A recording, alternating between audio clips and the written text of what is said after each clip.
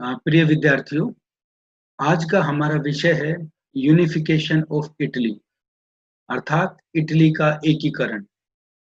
किस तरीके से, जैसा कि आप पहले लेक्चर्स में सुन चुके हैं कि 18वीं शताब्दी का 16वीं शताब्दी का एक दौर था जब राष्ट्रवाद की एक जो भावना है वो यूरोप के अंदर फैल रही थी और सारे के सारे देश राष्ट्रवाद के कारण, नेशनलिज्म के कारण यूनाइट हो रहे थे। तो इसी कड़ी में हमारा ये पहला जो टॉपिक है वो होगा यूनिफिकेशन ऑफ इटली। अब इटली का एकीकरण अगर हम पढ़ते हैं तो उससे पहले हमें फिर, जैसा कि आपको टीचर्स ने भी बताया होगा और दूसरे लेक्चर्स की बात होती है, जब भी हम किसी विषय को पढ़ते हैं तो उस विषय के स्थान और समय, उन दोनों के विषय में जानकारी लेनी होती है। और ऐसी ही चीज हमारा इटली के विषय में भी है। इटली को जब हम पढ़ेंगे तो यूरोप के अंदर दो बहुत बड़ी घटनाएं हुई थी। एक घटना हुई थी 1789 ईस्वी की फ्रांस की क्रांति और उसके बाद 1815 ईस्वी का यूरोप का दोबारा से विभाजन, जिसको वियना कांग्रेस बोलते हैं। तो 1789 की फ्रांस की क्रांति को हम देखें, वो विषय आपने टच भी किया है। तो दूसरा हमारे चीज आती है 1815 का यूरोप का विभाजन। 1789 में फ्रांस की क्रांति हुई थी जिसने स्वतंत्रता, समानता और भ्रातृभाव के जो एक संदेश दिया था।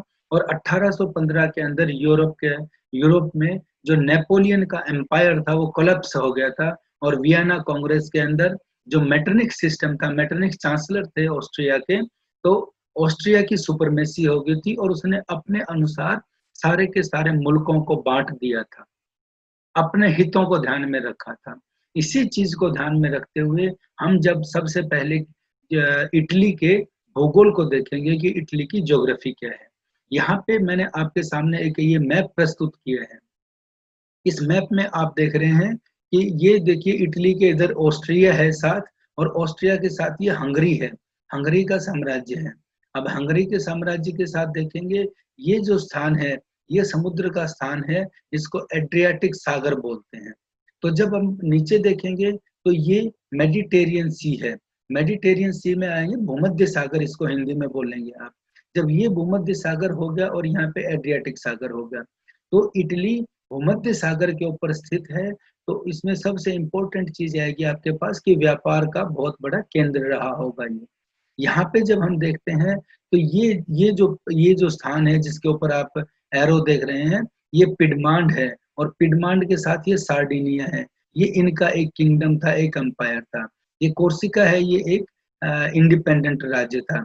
इसी तरीके से ये यहाँ पे है जेनोवा, ये भी एक इंडिपेंडेंट राज्य था। और यहाँ पे आप देखेंगे ये वेनिस, वेनिस नाम की जगह है जो ऑस्ट्रिया के यहाँ पास में है, ये भी एक इंडिपेंडेंट राज्य था।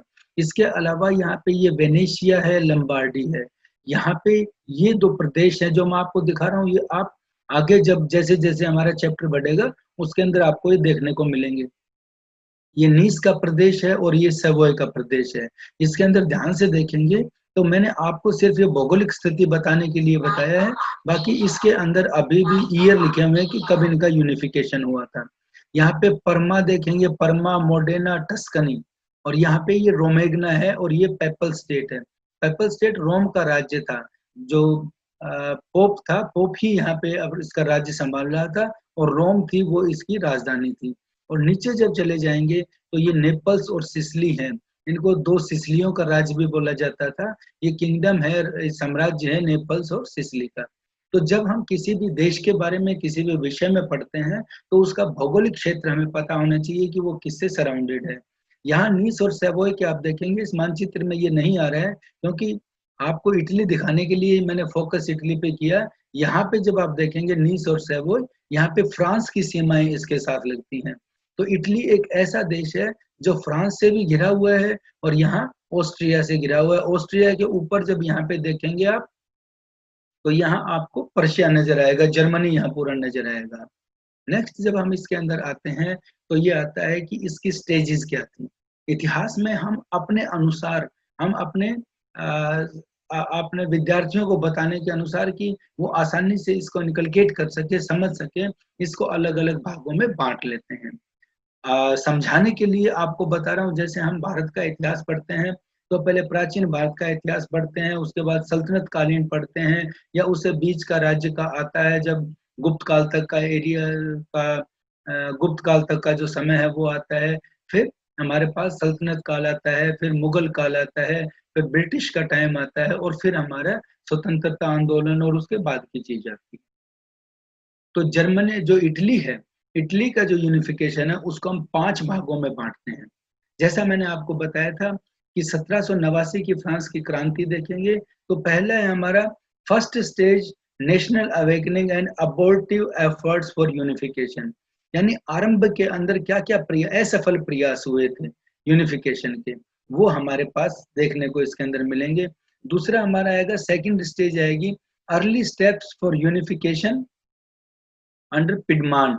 जो पिडमांड एक जगह है, जैसा मैंने आपको मैप में बताया था, जब भौगोलिक तरीके से देखेंगे तो ये पिडमांड और सार्डिनिया इकट्ठे हैं। इसके तहत एक चीज आई थी, इसकी क्या महत्ता है वो मैं आपको आगे के जब इसका ये हम पढ़ेंगे सेकंड स्टेज, तब मैं आपकी इसकी महत्ता भी बताऊंगा। थर्ड स्टेज आपके पास आती है यूनिफिकेशन ऑफ इटली, यानी एनेक्सेशन ऑफ साउदर्न स्टेट्स। जो दक्षिण के राज्य हैं उनका कैसे के एनेक्स किया जाता है, जीता जाता है। फोर्थ स्टेज आती है कि इटली से कि यहाँ पे जो है ऑस्ट्रिया का जो इन्फ्लुएंस है वो इटली से कैसे खत्म किया जाता है। और अंत में आता है कि जो पेपल इन्फ्लुएंस है, जो रोम जिसकी राजधानी थी, जो पेपल स्टेट था जहाँ पे फ्रांस का अधिकार था, उसको कैसे बाहर निकाल दिया जाता है। ये हमें सारी की सारी चीज इसके अंदर 5 स्टेजेस के अंदर हम पढ़ेंगे। तो सबसे पहले जो चीज आती है, आप इसको ध्यान में रख के तब आप आगे चलिए ताकि ये चीजें आपको पूर्ण रूप से समझ में आ जाएं। तो हम पहले स्टेज के अंदर जब चलेंगे तो ये हमारा पहला स्टेज आता है। ये मैप भी मैंने आपको समझने के लिए लगाया है। First stage is national awakening and abortive efforts of unification, condition of Italy on the eve of the French revolution 1789। 1789 की फ्रांस की क्रांति के समय इटली की क्या पोजीशन थी। इस मानचित्र में आप देख रहे हैं कि यहाँ पे ये रिपब्लिक ऑफ वेनेशिया है, वेनेशिया है ये, सेवोय, नीस और सेवोय की जो मैंने जगह बताई थी, जो प्रदेश मैंने आपको बताए थे, उससे पहले की अगर आप चीजें देखते हैं तो ये व्यवस्था आपके पास मिलेगी कि ये अलग अलग कलर्स के अंदर हमने मेंशन किया हुआ है। ये kingdom of Naples and Sicily है, ये पेपल स्टेट है, ये सारे राज्य हैं, ये आपस के अंदर डिवाइडेड इन स्मॉल स्टेट्स, ये छोटे छोटे राज्यों के अंदर बटा हुआ था इटली। तो अब इसकी पोजीशन ये हमें देखने को लिए सबसे बड़ी चीज यही आएगी कि इटली एक डिवाइडेड था, अलग अलग क्षेत्रों के अंदर ये बटा हुआ था। सेकंड स्टेज किस में चीजों में बटा हुआ था, या फिर मानचित्र में रख के कर रहा हूँ आपको, ये पेपल स्टेट है बाय पोप। अब किस में डिवीजन इटली का था, ये जो पेपल स्टेट है इस पे पोप का अधिकार था और रोम इसकी राजधानी थी, ये जो मैंने आपको बताया है। Milan in the north by Austria, ये मिलान इसकी राजधानी थी, यहाँ पे वेनेशिया की राजधानी मिलान है, ये मिलान के ऊपर ऑस्ट्रिया का अधिकार था। नीस और सेवोय एंड सार्डिनिया बाई पिडमांड, ये नीस और सेवोय के जो प्रदेश थे, ये जो सेवोय आप देख रहे हैं यहाँ पे, नीस और सेवोय ये पिडमांड के पास थे सारे के सारे। टस्कनी, मोडेना एंड परमा, ये परमा, टस्कनी और मोडेना है, ये जो 3 जगह हैं, ये परमा, मोडेना और टस्कनी है। इनके ऊपर जो हैप्सबर्ग एम्पायर था, हैप्सबर्ग वंश था, उसका शासन इसके ऊपर चल रहा था। और इसी कड़ी के अंदर सार्डिनिया, नीस और सेवोय है वो पिडमांड के पास आ गया है, और नेपल्स एंड सिसिली ये बूर्बो वंश के पास है। ये नेपल्स और सिसिली साउथ के अंदर है, जिसको सिसिली का साम्राज्य मैंने पिछले मानचित्र में भी दिखाया। ये जो बूर्बो डायनेस्टी थी, बूर्बो वंश की सत्ता थी, बूर्बो वंश के पास था। तो यहाँ हमारे पास एक चीज बड़ी स्पष्ट हो जाती है कि 1789 में फ्रांस, इटली है वो बटा हुआ था सारा का सारा। तो हम वहां से अपनी शुरुआत करते हैं। इसके साथ एक और चीज आती है, यहाँ पे आप देखेंगे कि इस मैप के अंदर ये चीज देखिए, वेनिस, ये वेनिस जगह है यहाँ पे, और ये ऑस्ट्रिया और हंगरी साम्राज्य है। इस ऑस्ट्रिया हंगरी साम्राज्य के साथ ये वेनिस है, ये एक इंडिपेंडेंट और डेमोक्रेटिक स्टेट था, ये वेनिस है। और यहीं इधर जब आप आएंगे तो जेनोवा है, ये जेनोवा लिखा हुआ है, ये जेनोवा है, ये भी एक इंडिपेंडेंट स्टेट था जो पिडमांड के साउथ में आ जाता है। यहाँ पे पिडमांड के नीचे और उसके साथ साथ का एरिया ये जो आ जाता है परमा के साथ है। परमा और इसके लंबार्डी के साथ में ये चीज है। तो ये 1789 के समय में स्थिति थी। दूसरा हमारा पॉइंट आता है नेपोलियन एंड इटली। देखिए नेपोलियन की जब बात आती है तो नेपोलियन एक ऐसा शासक था जिसने इसकी शुरुआत कर दी थी। शुरुआत का अर्थ क्या होता है कि नेपोलियन के समय से ही इटली का एकीकरण शुरू हो गया था, क्योंकि उसने इन सारे राज्यों को जीत के और तब अपनी सत्ता को आगे बढ़ाया था।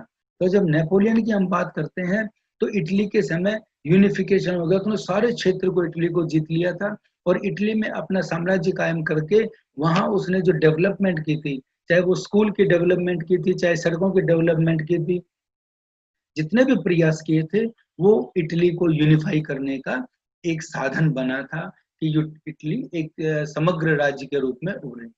तीसरा पॉइंट आता है हमारा इटली अंडर वेनेशिया सेटलमेंट। ये चीज आपके लिए बड़े ध्यान देने की है कि वेनेशिया की जो वियना जो सेटलमेंट हुआ था 1815 में नेपोलियन के पतन के बाद, जब वियना कांग्रेस होती है, वियना सेटलमेंट होता है और मेटरनिख जो वहां पे है, तो मेटरनिख इसकी क्या व्यवस्था करते हैं, उसमें दो चीजों को अपनाया जाता है, दो प्रिंसिपल्स को ध्यान में रखा जाता है। One was end of France dominance, कि फ्रांस का जहां जहां डोमिनेंस है उसको खत्म कर दिया जाए, फ्रांस की कोई भी व्यवस्था माना रखी जाए। और दूसरा control of north Italy to a country who can face France attack. जैसा मैंने आपको मानचित्र में बताया था, इस मानचित्र के अंदर आप देख रहे हैं, ये दूसरे मानचित्र से दिखाता हूं कि ये जो मानचित्र है, यहाँ पे ये जो क्षेत्र है नॉर्थ है इटली का, इसके अंदर एक ऐसी व्यवस्था की जाए कि जैसे फ्रांस ने नेपोलियन ने जीत लिया था, यहाँ पे एक ऐसी व्यवस्था की जाए कि कोई भी वो देश है वो फ्रांस का मुकाबला कर सके, यहाँ पे ऐसी व्यवस्था करे, क्योंकि फ्रांस यहाँ पे आक्रमण कर सकता है। ये अपनी नीतियां थी मेटरनिख की। तो मेटरनिख यहाँ पे अपनी नीति को अपनाते हुए, ये है वेनेशिया और लंबार्डी, ये दो बड़े प्रदेश हैं, यहाँ पे अपना अधिकार कर लेता है, एक प्रस्ताव पास करता है वियना कांग्रेस में और इसको अपने पास ले लेता है ताकि मैं इटली की रक्षा करूंगा, और वो नॉर्थ का ये पार्ट अपने पास ले लेता है। इस पार्ट के आने के बाद आप विद्यार्थियों देखोगे कि ये पूरा क्षेत्र, यहाँ पे ये अलग राज्य है, तो ये छोटे छोटे राज्य हैं, ये सारे के सारे इसके नियंत्रण में आ जाते हैं। ये जो चीज थी, यहाँ से हम इसकी बात कर रहे थे कि जेनोवा का आ गया था, ये कंट्रोल है नॉर्थ इटली का, ये अपने पास एक सोची समझी प्लान के तहत वो इसको प्राप्त कर लेता है। फिर इटली की डिवीजन कर देता है वो। वहां मैंने आपको इटली का मैप दिखाया था, वो 1789 का था। ये इटली का आप मानचित्र देख रहे हैं, ये 1815 का मानचित्र है। इसके अंदर क्या हुआ था, लंबार्डी और वेनेशिया, जो मैं बता रहा हूँ, ये लंबार्डी है, ये लंबार्डी और ये वेनेशिया है, ये ऑस्ट्रिया को दे दिया गया था। उसके बाद मोडेना और टस्कनी है, ये मोडेना, ये टस्कनी है और ये मोडेना है, इसके साथ ही ये हैब्सबर्ग जो वंश था उसकी सत्ता को दे दिया गया था।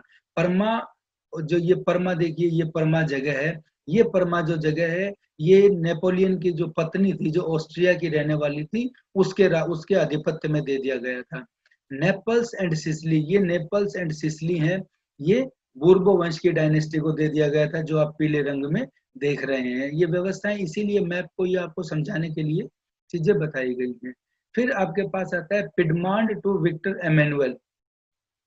ये विक्टर एमेनुअल को ये जो दे दिया गया था, जो पिडमांड का राज्य था, ये किस लिए दे दिया गया था कि ये विक्टर एमेनुअल कौन था, ये वो व्यक्ति था जब नेपोलियन के साथ लड़ाई हुई थी तो ये पिडमांड का क्षेत्र है, तो ये सार्डिनिया में भाग गया था नेपोलियन से हार के, उसी को दोबारा से ये क्षेत्र दे दिया जाता है।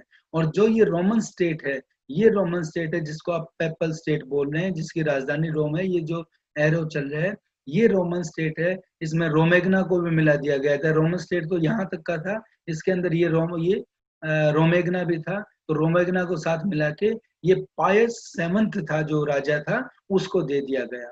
तो इस तरीके से 1815 में इटली को अपनी सुविधा के अनुसार बांट लिया गया था और ये मेटरनिख की सारी की सारी व्यवस्था थी।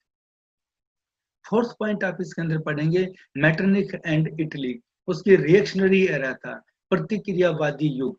अब प्रतिक्रियावादी युग में क्या चीज थी कि अपना ही उसने निरंकुश शासन चलाया था और इटली को अपने नियंत्रण में रखना था, तो जो भी कोई घटना होती थी उसकी प्रतिक्रिया होना प्रतिक्रियावादी कहलाता है। और प्रतिक्रियावादी युग क्या हो गया कि जब 1815 से 1848 तक जो मेटरनिख है वो सत्ता में रहता है, पूरे समय तक उसने ये प्रतिक्रियावादी नीति ही अपनाई थी और उसने इटली को उभरने नहीं दिया था। इसमें क्या चीज आई थी कि सप्रेशन ऑफ रिवोल्यूशनरी आइडियाज, कोई भी क्रांतिकारी आंदोलन होते, कोई विचारधारा थी, उसको दबा दिया था। यहाँ पे विचारधारा की बात आप क्यों पढ़ रहे हैं? क्योंकि आप देखिए कि पूरा विश्व एक नए रूप में अमर्ज हो रहा है और पुनर्जागरण धर्म सुधार आंदोलनों के कारण एक नई व्यवस्था आगे आ रही है। इस वजह से जो आइडियाज आ रहे थे उनको दबा दिया गया, पब्लिक मीटिंग्स के ऊपर बैन कर दिया गया, न्यूज़पेपर्स को बैन कर दिया गया, लिबरल और नेशनल मूवमेंट कोई चले थे, जो उदारवादी आंदोलन चले थे या राष्ट्रीय आंदोलन चले थे, उनको भी बड़ी क्रूरता से दबा दिया गया। लेकिन इतना होते हुए भी लोगों के अंदर राष्ट्रीय भावना थी, वो राष्ट्रीय भावना जो नेपोलियन के समय से वहां जुड़ी हुई थी। वहां सीक्रेट सोसाइटीज बनने लग गई थी, गुप्त संस्थाएं बनने लग गई जिनका पता नहीं था। और एक संस्था जो वहां पे सबसे बड़ी इंपॉर्टेंट थी वो थी कार्बोनरी सोसाइटी, ये बहुत एक्टिव थी वहां पे। और जो कोल माइंस थी नेपल्स और सिसिली के अंदर, जो साउथ में आप चले जाएंगे, क्योंकि साउथ वहां से बड़ी दूर था, जो जहाँ पे मेटरनिख का अधिकार था, तो वहां पे जो कोल माइंस थी, जो कोयले की खानें थी, वहां के मजदूरों का शोषण हो रहा था और मजदूरों इस सोसाइटी के तहत इकट्ठे हुए, उन्होंने अपना संगठन बना दिया और वहां पे क्रांतिकारी वो जो अपने आंदोलन चलाए। इसी तरीके से लंबार्डी के अंदर भी रिवोल्यूशनरी आगे बढ़े, वेनेशिया और पिडमांड में भी रिवोल्ट हुआ। और मेटरनिख ने इसमें जो नेपल्स और सिसिली की जब आप बात करते हैं, यहाँ तो संविधान भी बदलवा दिया था उन्होंने, लेकिन बाद में मेटरनिख ने रूस की सहायता ली और पर्शिया की सहायता ली। रूस और पर्शिया की सहायता कैसे बात आती है यहाँ पे? क्योंकि पर्शिया भी तब तक वो इसी के अधीन में होता था, जो मेटरनिख था उसी की प्रमुखता वहां पे चलती थी, तो उन्होंने इस आंदोलन को दबा दिया। और 5वीं स्टेज में आप पढ़ेंगे various plans for Italian unification. जब इटली के व्यक्ति, इटली के जो देशभक्त थे या राष्ट्रभक्त थे या जो अवेकन्ड लोग थे, उन्होंने अलग अलग योजनाएं बनाई कि किस तरीके से इटली का एकीकरण किया जाए। तो सबसे पहले आता है कि जोसेफ मेजिनी। जोसेफ मेजिनी एक विचारक थे, एक क्रांतिकारी थे। उन्होंने कहा कि डेमोक्रेटिक वे से, एक लोकतांत्रिक तरीके से हम एक संगठन बनाएंगे, एक देश के साथ जुड़ेंगे और फिर हम इटली का यूनिफिकेशन करेंगे, इटली का एकीकरण करेंगे, जो संभवतः नहीं हो पाया था और ये विचारधारा आगे ज्यादा नहीं बढ़ पाई थी। दूसरी जो एक विंसेंजो विंसेंजो जियोबर्टी थे, जो एक प्रीस्ट थे वहां पे, उनका ये कहना था कि पोप के जो रोम का पोप है उसके तहत एक फेडरेशन बनाई जाए और उसके तहत हम धार्मिक आधार पर सारे के सारे इटली को इकट्ठा कर सकते हैं। यानी यहाँ सारे विचार हो रहे हैं कि किस एंगल से हम जोड़ सकते हैं, तो ये अलग अलग विचार आ रहे हैं। तीसरी चीज आती है unification of Italy under a democratic government of Sardinia and Piedmont. Sardinia और पिडमांड के अंदर एक लोकतांत्रिक सरकार का गठन हो और उसके तहत इटली का यूनिफिकेशन किया जा सकता है। तो ये योजनाएं बनती हैं जो हमने इसके अंदर देनी है, जो पहले से जो अर्ली एफर्ट्स हुए थे फर्स्ट स्टेज के अंदर ये चीज आती है और फर्स्ट स्टेज ही इसके अंदर इंपॉर्टेंट है। जब आप इसको पढ़ेंगे तो पढ़ने के लिए ये सारी स्टेजेस का ध्यान रखना बहुत जरूरी है। फिर आपके पास नेक्स्ट पॉइंट आता है impact of the French revolution of 1858। मैंने आपको बताया था कि फ्रांस की जो क्रांतियां हुई थी उनमें 1789 की भी क्रांति थी, उसके बाद 1830 की क्रांति थी। 1789 की क्रांति ने स्वतंत्रता, समानता और भ्रातृभाव का नारा फैलाया था और 1830 की क्रांति के अंदर बोर्बो वंश को खत्म कर दिया गया था और वहां पे दूसरे वंश की सत्ता आई थी। और 1848 में निरंकुश शासन को समाप्त कर वहां पे डेमोक्रेटिक गवर्नमेंट की स्थापना हो गई थी। जब ये 1848 ईस्वी की क्रांति होती है तो उस क्रांति के कारण जो जितना, जैसे आप एक उदाहरण के तौर पे आपको बताता हूँ, भारत के अंदर 1857 ईस्वी का जन आंदोलन हुआ था, तो अंग्रेजों की नीतियों के कारण लोगों के अंदर उनके प्रति नफरत भर चुकी थी। वैसी ही स्थिति को आप जान सकते हैं कि ऐसी ही स्थिति इटली में होगी और वो लोग मेटरनिख के बहुत खिलाफ थे। ऐसी स्थिति में वियना में एक रिवोल्ट होता है, विद्रोह होता है और मेटरनिख ऑस्ट्रिया छोड़ के निकल जाता है, वहां से चला जाता है, उसको मजबूर कर दिया जाता है।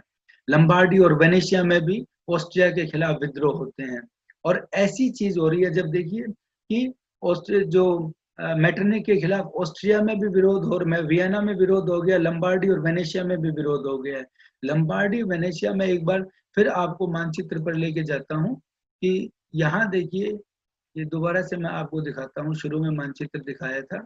ये देखिए, अब ये ऑस्ट्रिया की राजधानी है, यहाँ पे भी विरोध हो गया उसका, वेनेशिया में भी विरोध हो गया और लंबार्डी में भी। इस पूरा क्षेत्र जो उसके अधिकृत था, इसके अंदर उसका विरोध हो जाता है। तो इन द मीन टाइम इस सिचुएशन को ध्यान में रखते हुए, keeping in mind this situation happening in Austria and in Vienna and Lombardy, Piedmont का जो शासक है विक्टर एमेनुअल योजना बनाता है कि अब मौका है और वो इसके साथ जुड़ जाए। तो यहाँ पे ये एक योजना बनाता है कि इटली के एकीकरण की, कि इस समय में यहाँ ऑस्ट्रिया के ऊपर अटैक कर दिया जाए।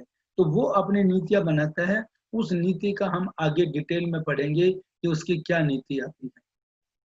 यहाँ पे ये विद्रोह हो गए हैं, तो इसमें इस विद्रोह इनको ध्यान में रखते हुए वो ऑस्ट्रिया के खिलाफ वार डिक्लेयर कर देता है, और जो पेपल स्टेट है, टस्कनी है और नेपल्स है, उनको इनके साथ जोड़ने के लिए मजबूर होना पड़ता है, वो भी इसके साथ जुड़ते हैं।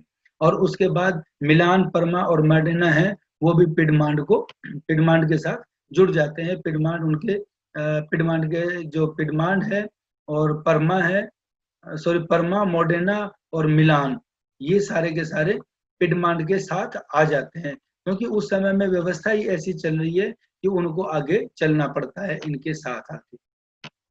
जब ऐसी स्थिति होती है तो उसके अंदर हम नेक्स्ट पॉइंट हमारा बनता है कि rulers of PayPal state, pope and Naples, जब वो आर्मी को लेके आगे बढ़ रहा होता है अपने मिलिट्री को, और बहुत ज्यादा क्षेत्र को जीत लेता है ऑस्ट्रिया को, तो इन द मीन टाइम जो पेपल स्टेट का पोप है और नेपल्स का जो शासक है, वो अपनी सेना को वापस बुला लेते हैं, और ऑस्ट्रिया दोबारा से जो अपना उत्तरी इटली के ऊपर लंबार्डी वेनेशिया का क्षेत्र था, या और जो उसका अपना क्षेत्र था, उसके ऊपर अधिकार कर लेता है।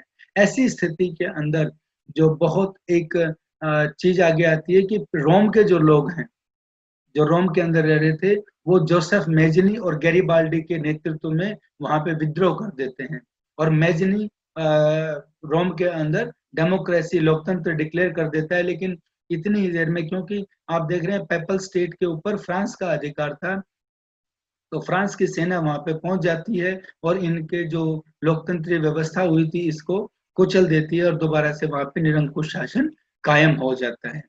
अब ये पहला एफर्ट था कि वहां पे इटली के एकीकरण की बातें आती। ये हमारा असफल प्रयास था। तो असफल क्यों रहा था? इसके अंदर सबसे पहली चीज आती है lack of unity into liberals. Liberals के अंदर लैक ऑफ यूनिटी थी, जो एकता की भावना नहीं थी लिबरल्स के अंदर। Number 2, dominance of Austria. जो ऑस्ट्रिया है, उस ऑस्ट्रिया के अंदर, ऑस्ट्रिया की पूरे अभी भी जो इटली के अंदर पूरी की पूरी डोमिनेंस थी, सारे लोग उसके विरुद्ध ओपनली इकट्ठे नहीं हो सकते थे। और poor economic condition of the revolutionary, जो ये क्रांतिकारी थे, इनके पास धन का अभाव था, तो इनकी आर्थिक स्थिति ठीक नहीं थी। और लास्ट पॉइंट है इसका कि लैक ऑफ एबल लीडरशिप, कोई योग्य नेतृत्व इनके पास नहीं आया था जो समय के अनुसार चलता। क्योंकि आप शुरू में देख रहे हैं कि जब इटली की यूनिटी की बात चलती है, यूनिफिकेशन की बात चलती है, तो अलग अलग विचारधाराएं जुड़ती हैं। फिर हमारे पास आती है सेकंड स्टेज, जो सबसे इंपॉर्टेंट है इसकी, क्योंकि सेकंड स्टेज ही फिर थर्ड, फोर्थ, फिफ्थ स्टेज है, उसके लिए सारी पृष्ठभूमि तैयार करती है। यहाँ पे पिडमांड की हेजेमनी है। जैसा मैं आपको बता रहा था कि पिडमांड के तहत अब प्रयास होते हैं कि किस तरीके से आगे आंदोलन को बढ़ाया जाए। तो पिडमांड को जब देखेंगे तो यहाँ हमें एक बार फिर इसकी ज्योग्राफी देखनी पड़ेगी। यहाँ ये देखिए कि इसी मैप में मैं दिखा देता हूँ आपको, ये है सार्डिनिया पिडमांड। ये सार्डिनिया पिडमांड एक ऐसा क्षेत्र है जो समुद्र के साथ भी लगा हुआ है। समुद्र के साथ इसका अपना इंडिपेंडेंट व्यवस्था है, इसका अपना व्यापार उद्योग, इसकी अपनी आर्थिक व्यवस्था है। ये संपन्न एक राष्ट्र के रूप में एक संपन्न देश है। तो यहाँ पे इसकी भौगोलिक स्थिति अच्छी है। नंबर 2, यहाँ पे ये किंगडम है नेपल्स और सिसिली का, ये साउथ के अंदर है, बहुत दूर है। लेकिन इन बिटवीन यहाँ पे वेनेशिया में और लंबार्डी में यहाँ पे ऑस्ट्रिया का अधिकार है, और ये छोटे छोटे राज्य हैं। तो इस तरीके से देखा जाए तो जो ये जो जगह है पिडमांड, पिडमांड की ही एक डोमिनेंस है बहुत ज्यादा, जिस तरीके से आप जर्मनी का एकीकरण पढ़ेंगे तो वहाँ पे पर्शिया की भूमिका है। अब यहाँ से अगर हम देखें तो पिडमांड की ये सीमाएं फ्रांस के साथ भी लगती हैं, ऊपर की सीमाएं स्विट्जरलैंड के साथ लगती हैं। तो अगर कहीं मदद की भी आवश्यकता हो तो ये विदेश की मदद भी इसको मिल सकती है। इसलिए हम यहाँ पे दूसरी चीज जो पढ़ते हैं वो आती है कि किस तरीके से पिडमांड की हेजेमनी है, डोमिनेंस है। Piedmont and Sardinia was the biggest state in Italy. Geographical condition also favours the situation. King Victor Emmanuel था, जो यहाँ पे किंग विक्टर एमेनुअल द्वितीय था। He was of liberal ideas, उदारवादी विचारों का था। और उसका प्राइम मिनिस्टर जो कावूर था वो इटली के पक्ष में था, इटली के यूनिफिकेशन में पक्ष में एक बहुत बड़ी प्लान तैयार की थी। जिस तरीके से आप जर्मनी के एकीकरण में पढ़ेंगे तो वहां बिस्मार्क की योजना थी, यहाँ पे सारी की सारी योजनाएं कावूर की चलती हैं।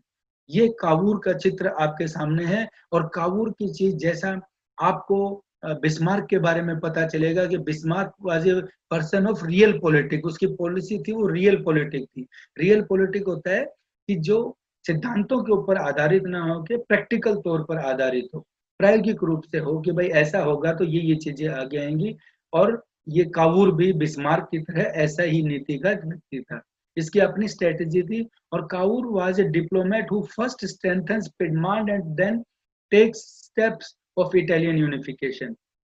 इसको कावूर को इस बात का ध्यान था कि केवल और केवल पिडमांड के तहत इसका यूनिफिकेशन हो सकता है, लेकिन उस यूनिफिकेशन के लिए सबसे पहले जो पिडमांड है, पिडमांड को मजबूत करना पड़ेगा।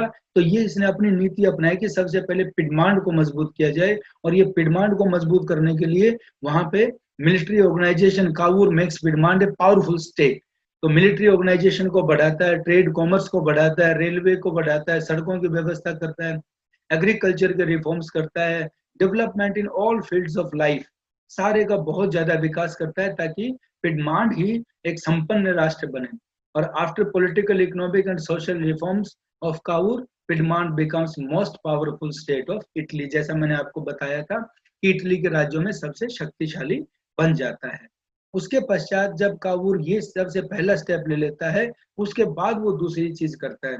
यहाँ कावूर को एक चीज का पता है कि वो बिना विदेश की सहायता के इसको जर्मनी का, इटली का एकीकरण नहीं कर सकता। तो उसके लिए उसको मौका मिलता है 1845-46 के अंदर। क्रीमिया का युद्ध हो रहा है। क्रीमिया के युद्ध में इंग्लैंड और फ्रांस एक साथ हैं, रशिया के साथ लड़ाई हो रही है। ऐसे समय में वो अपनी प्रॉब्लम को ऑस्ट्रिया के अत्याचारों को आगे रखता है। तो वो ऑस्ट्रिया का वहां पे डोमिनेंस यूनिफिकेशन के अंदर सबसे ज्यादा है और उसी को तोड़ना उसकी सबसे पहली प्राथमिकता है। तो वो क्रीमिया के युद्ध के अंदर एक मौका लेता है। और पिडमांड का वहां पे कोई इंटरेस्ट नहीं था क्रीमिया के युद्ध में, ना उनकी सीमाएं थी, ना उन्होंने क्षेत्र पे अधिकार करना था। लेकिन फ्रांस और इंग्लैंड वहां पे थे, उनके साथ वो मिल सकता था।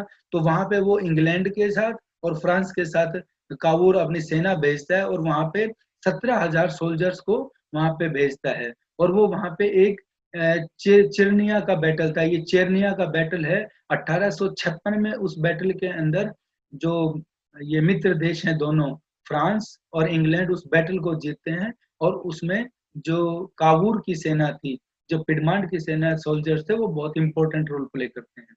British and French sympathy favours Cavour and he won the confidence of these two powers. यहाँ पे उसको सिंपैथी मिलती है और उनका बहुत बड़ा कॉन्फिडेंस उसके अंदर आ जाता है। Now he can highlight the Austrian attitude towards the Italian states on the international front। एक अंतरराष्ट्रीय क्षेत्र पे जो बिल्कुल दबा हुआ था, वहां पे वो इस बात को करता है। और इस क्रीमिया के युद्ध के बाद जो संधि होती है, उस संधि के अंदर भी कावूर वहां पे जाता है और अपनी बातें वहां बताता है। नेपोलियन थर्ड है sympathy over Italy in Paris conference. Paris के अंदर वो संधि होती है और वहां पे कावूर अपनी बातें करता है जब उनका विश्वास आ जाता है। ये हम थर्ड पॉइंट में पढ़ेंगे, war against Austria and acquisition of लंबार्डी।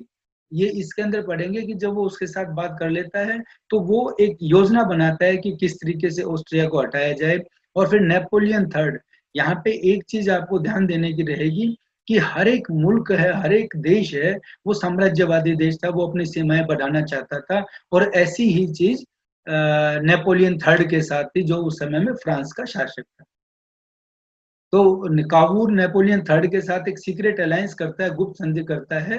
और वो जो नेपोलियन थर्ड है उसको 2 लाख सिपाहियों की मदद देने की बात करता है कि ऑस्ट्रिया के साथ युद्ध करोगे तो वो उसको 2 लाख की सेना दे देगा, लेकिन इसके बदले में वो नीस और सेवोय पिडमांड से मांगता है। अब नीस और सेवोय कहाँ पे हैं, ये मैं आपको फिर एक बार मैप के ऊपर ले जाऊंगा कि नीस और सेवोय के प्रदेश जो मांग रहा है वो नीस और सेवोय के प्रदेश यहाँ पे आपको मानचित्र में क्लियर होंगे। ये देखिए, ये जो पिडमांड और सार्डिनिया था, यहाँ पे ये सेवोय का प्रदेश है और ये नीस का प्रदेश है। ये छोटे प्रदेश है नीस और सेवोय। और ज्यादा क्लियर आपको करके बताता हूँ इसके अंदर कि ये नीस और ये सेवोय का प्रदेश है और ये नीस का पूरा प्रदेश है। ये इन ल्यू ऑफ मिलिट्री हेल्प वो ये इससे पिडमांड से मांगता है कि मेरे को ये प्रदेश दे दो, तो मैं आप इस युद्ध के अंदर आप जीतेंगे, मेरे को ये प्रदेश मिलेंगे, आप अपना अधिकार कर लें। तो ये उनकी गुप्त संधि हो जाती है और उस गुप्त संधि के बाद ये व्यवस्था आगे बढ़ती है। तो यहाँ पे कावूर इन चीजों को लेके आगे बढ़ रहा है। ये जो इटालियन स्टेट से ये इनके बाद आता है। तो ये गुप्त संधि होने के बाद कावूर अटैक कर देता है उसके ऊपर, ऑस्ट्रिया के ऊपर। कावूर डिक्लेयर वार अगेंस्ट ऑस्ट्रेलिया और बहुत से क्षेत्रों को वो जीत लेता है ऑस्ट्रिया के। लेकिन इन द मीन टाइम इतनी ही देर में एक और घटना होती है कि जो नेपोलियन थर्ड है, नेपोलियन थर्ड एक एग्रीमेंट कर लेता है जो ऑस्ट्रिया के साथ बिना काबूल को सूचित किए और अपने से युद्ध को बंद कर देता है। तो ऐसी ऐसे स्थान पर जो ज्यूरिख की एक ट्रीटी होती है उसमें पिडमांड जो है, पिडमांड को लंबार्डी प्राप्त हो जाता है और ऑस्ट्रिया वेनेशिया की तक सीमित हो जाता है। यानी लंबार्डी और वेनेशिया जो ऑस्ट्रिया के पास थे उनमें से उनको ऑस्ट्रिया प्राप्त हो, ऑस्ट्रिया को केवल वेनेशिया तक सीमित कर देता है। लंबार्डी जो है पिडमांड लंबार्डी ले लेता है और ऑस्ट्रिया को वेनेशिया तक सीमित कर देता है। फिर नंबर 4 पे हमारी सेकंड स्टेज में आता है annexation of the central Italian states. जो बीच के स्टेट थे जिसमें पर्मा मोडेना और ये पोप का राज और ये जो सारे के सारे आप देख रहे थे उनको कैसे जीतता है। कावूर जब इस चीज से देखता है तो वो अपने वार को कंटिन्यू करने की बात करता है कि ये नेपोलियन ने उसके साथ गलत किया है, तो वो इसको कंटिन्यू करने की चीज करता है। लेकिन जो राजा है Victor Emmanuel second, Victor Emmanuel third, Victor Emmanuel second है, वो इस चीज के पक्ष में नहीं है और वो कावूर को मना करता है कि युद्ध को हम कंटिन्यू नहीं कर सकते और कावूर रिजाइन कर देता है। लेकिन जब वो रिजाइन करता है तो इन द मीन टाइम जो टस्कनी, मोडेना, पर्मा और रोमेग्ना है, ये 4 प्रदेश थे। ये 4 प्रदेश अपने शासकों के खिलाफ रिवोल्ट कर देते हैं और पिडमांड के साथ जुड़ने की बात करते हैं। इसके बाद प्राइम मिनिस्टर के पद पे कावूर दोबारा से ज्वाइन करता है क्योंकि वो मानता है कि ये एक बहुत अच्छा मौका है कि इस चीज से वो आगे बढ़ सकता है, अपने लक्ष्य को लेके जो चला था, तो दोबारा से अपने पद पे ज्वाइन कर लेता है। Napoleon third was against this political development. Napoleon इन चारों को जो ये देश शामिल होते हैं पिडमांड के साथ, नेपोलियन उसके विरुद्ध है। लेकिन आप देखिए जो नेपोलियन के साथ संधि की थी कावूर ने ऑस्ट्रिया के ऊपर युद्ध करने पे, वो नेपोलियन को पूरा उसको अपना हिस्सा नहीं मिला था जो गुप्त संधि हुई थी। तो कावूर नेपोलियन के साथ बात करता है और उसको नीस और सेवोय के प्रदेश देने के लिए संधि करता है। तो फ्रांस को नीस और सेवोय प्रदेश प्राप्त हो जाते हैं और यहाँ पे कावूर है वो टस्कनी, मोडेना, पर्मा और रोमेग्ना को अपने साथ मिला लेता है और इस तरीके से उसकी एक और पावर मजबूत हो जाती है। तो यहाँ पे आप देखेंगे कि यहाँ पे आप देखेंगे कि जो मिडल के थे, जो इटली के बीच के प्रदेश थे, वो बीच के प्रदेश मिल जाते हैं। तो इतने में कावूर है वो सेंट्रल जो इटली है उसको अपने साथ जोड़ लेता है। तो केवल एक वेनेशिया को छोड़ के ऊपर का उत्तरी इटली और सेंट्रल इटली उसके साथ आ जाता है। इतना उसका इटली के यूनिफिकेशन का काम हो जाता है। लेकिन इसी दौरान फिर एक अगले स्टेप के ऊपर जब हम चलेंगे तो एक नेक्स्ट चीज हमारे पास आती है। ये जो स्टेप बाय स्टेप चल रहा है कावूर, उसी चीज को ध्यान में रखते हुए ये व्यवस्था हो रही है। जब नेपोलियन थर्ड जो इसके अगेंस्ट हो जाता है तो नेक्स्ट हमारे पास चीज आती है, वो थर्ड स्टेज है annexation of the southern states. यहाँ पे 2 साउथ के स्टेट है, नेपल्स और सिसिली। यहाँ पे ये देखिए red shirt army of Garibaldi, ये गैरिबाल्डी भी एक क्रांतिकारी थे वहां पे। People of Naples and Sicily revolted against the Bourbon king Francis second. Francis second के खिलाफ वो रिवोल्ट कर देते हैं और यहाँ पे एक उनका जो नेता होता है वो है गैरिबाल्डी। वो रिवोल्यूशनरीज का नेता होता है। और इसकी जो गैरिबाल्डी है, इसकी अपनी रेड शर्ट आर्मी थी, उसको रेड शर्ट आर्मी कहते थे, लाल कुर्ते की सेना। वो राजा को हरा देता है और नेपल्स के ऊपर 1860 में जो गैरिबाल्डी है उसका अधिकार हो जाता है। तो ये जो थर्ड स्टेप है, ये थर्ड स्टेप यहाँ पे पूरा होता है कि गैरिबाल्डी नीचे से साउथ को अधिकार कर लेता है।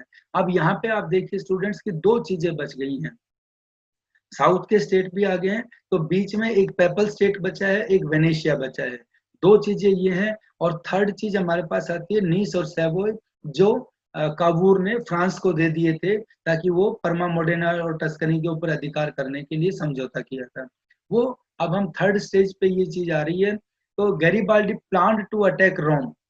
जब गैरिबाल्डी नेपल्स और सिसिली के अंदर आता है और वहां पे अधिकार कर लेता है, तो रोम पे अटैक करने की बात करता है, लेकिन कावूर इससे बहुत ज्यादा चिंतित होता है, क्योंकि जो पेपल स्टेट है, रोम के ऊपर अधिकार करने की बात आती है तो वो फ्रांस के डायरेक्ट कंट्रोल में है, और उसके ऊपर अटैक करने की बात का मतलब होता है फ्रांस के साथ युद्ध करना।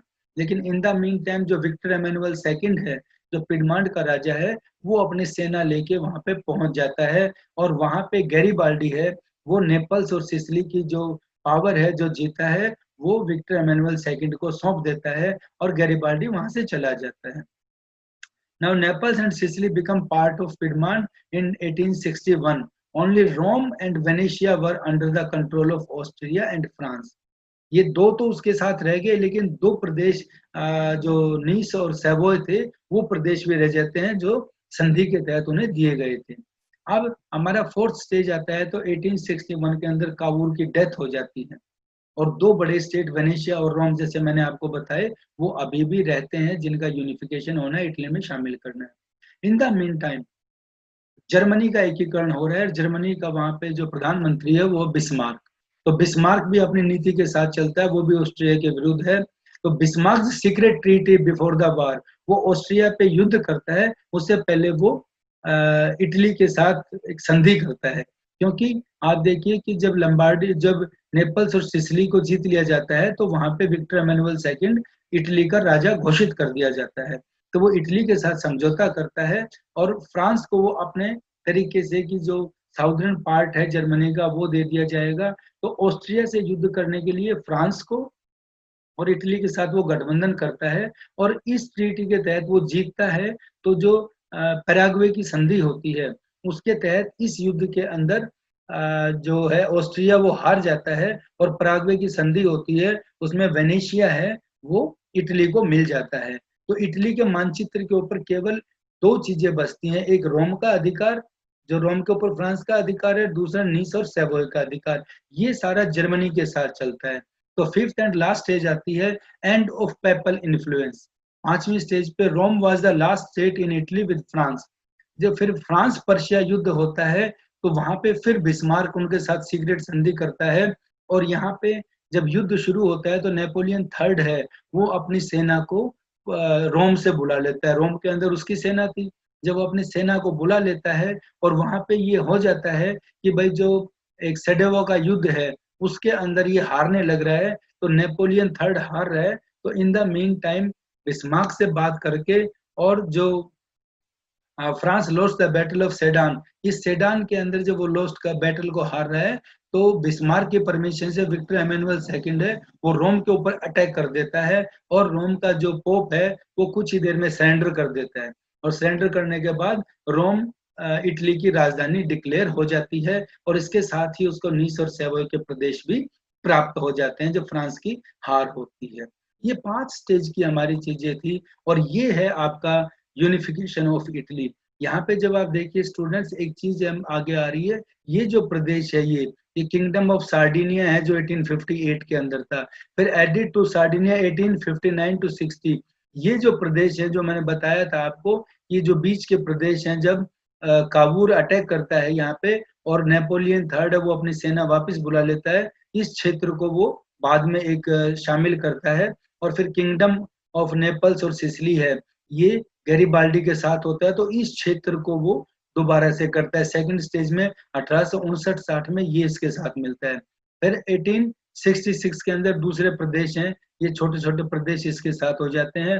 1870 के अंदर रोम उसके साथ आ जाता है और पोप पेपल स्टेट 1870 में नीस और सेवोय उसके साथ आ जाते हैं। इस प्रकार ये जर्मनी इटली का यूनिफिकेशन होता है। तो इसके अंदर हम ये सारा का सारा क्षेत्र देखते हैं कि किस तरीके से पूरा का पूरा इटली एक हो रहा है। लेकिन यहाँ एक और बात इंपॉर्टेंट है विद्यार्थियों के लिए कि आफ्टर 1870 टू स्मॉल स्टेट्स, जो दो छोटे छोटे राज्य थे जिनका नाम था ट्रिस्टी और ट्रेंटाइन, ये जो छोटे छोटे राज्य थे ये राज्य इटली को नहीं मिलते हैं, इसके ऊपर संधि नहीं हो पाती है और ये ऑस्ट्रिया के अधिकार में रहते हैं। लेकिन जब वर्ल्ड वॉर 1 होता है और उसके बाद संधि होती है तो 1919 के अंदर ये दोनों प्रदेश भी बाद में इटली को मिलते हैं। ये यूनिफिकेशन का हमने सारा का सारा इटली का देखा था कि किस तरीके से अलग अलग चरणों के अंदर इसका यूनिफिकेशन हो रहा है, ये जुड़ रहा है, पूरा देश एक हो जाता है। ये हमारा चैप्टर था पूरा का पूरा। थैंक यू वेरी मच, आपका बहुत बहुत धन्यवाद।